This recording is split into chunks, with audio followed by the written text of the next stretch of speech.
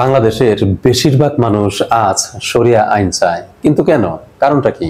কারণটা হলো এই 53 বছরে মানুষ দেখছে এই দেশে ইনসাফ প্রতিষ্ঠিত হয় নাই, ন্যায় বিচার এখানে পায় নাই।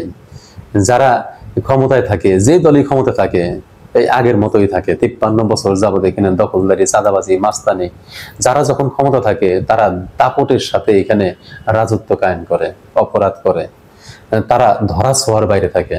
তারা বিচার, তাদের বিচার এখানে হয় না, মানুষ এখানে বিচার পায় না। মানুষ এখানে বিচার চায়, ন্যায় বিচার চায়, ইনসাফ চায়।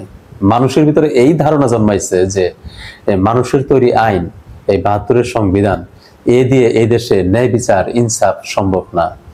এই জন্য দেখেন ইদানিংকালে জামাতের পিছনে মানুষ দাঁড়াচ্ছে। ওরা কিন্তু টাকা দেয় না, ওদের যে মিছিল মিটিং হয় সেখানে কিন্তু অনেক ভিড় হয়।